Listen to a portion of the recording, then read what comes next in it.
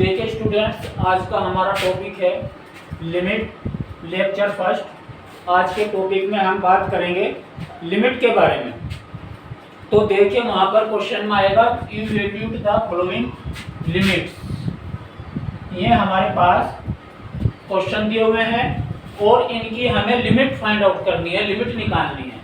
तो देखिए लिमिट कैसे निकालेंगे। जैसे ये फर्स्ट क्वेश्चन है हमारे पास,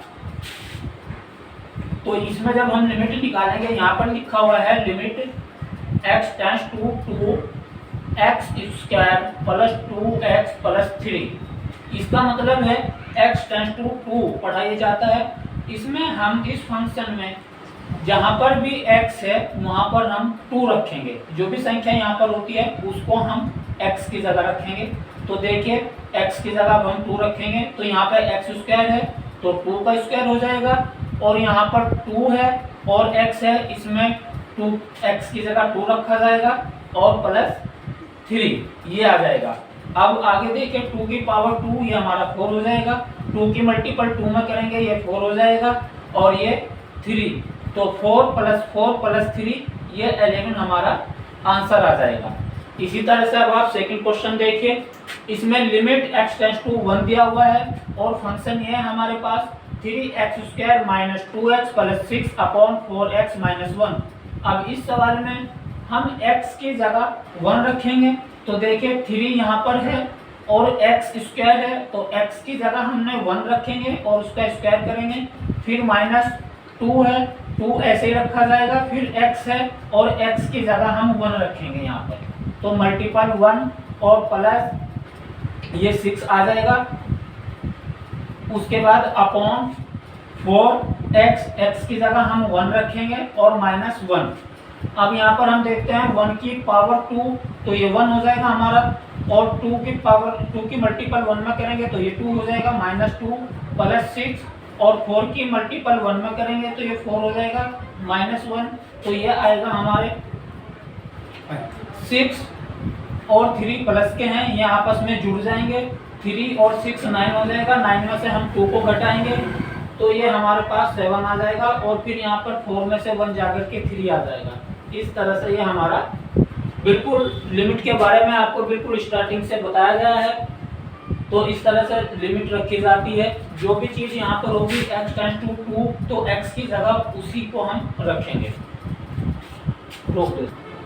तो देखिए स्टूडेंट्स, अब थर्ड क्वेश्चन हम देखेंगे। इसमें limit x tends to 3x square minus 9 upon x minus 3। अब हम इसमें x की जगह हम 3 रखेंगे।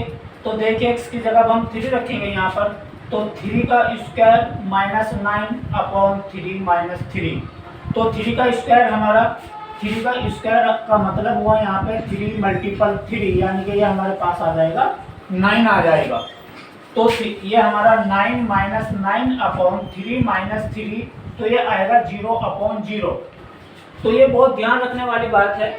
इस तरह के क्वेश्चन आते हैं, इंपॉर्टेंट होते हैं।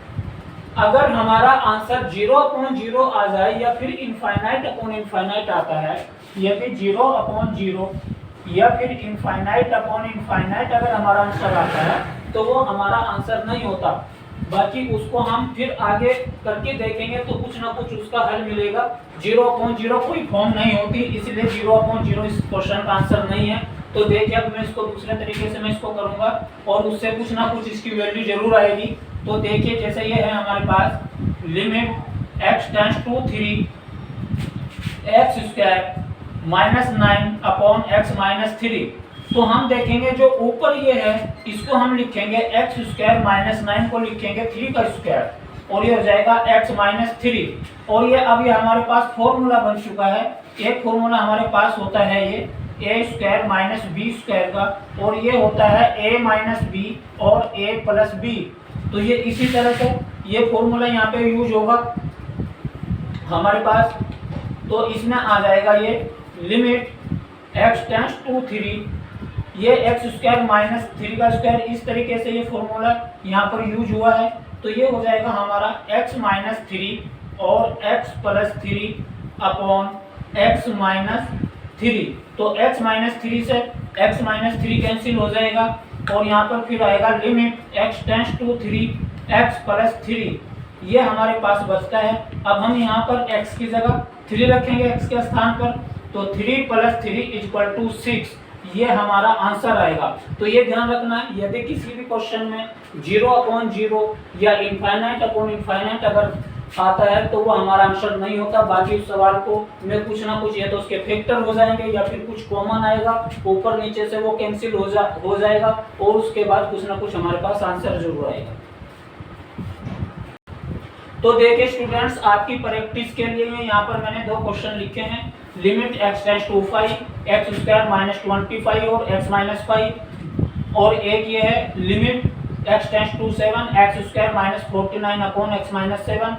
जिस तरीके से मैंने इस सवाल को किया है इसी तरीके से आप इन दोनों क्वेश्चन को करके देखना, क्योंकि जब आप इसमें लिमिट रखेंगे तो ये 0/0 की फॉर्म बनेगी और इसी फॉर्मूले को यूज करके आप बिल्कुल इसी तरह से आप इन दोनों क्वेश्चन को आप प्रैक्टिस के तौर पर आप घर करके देखना है।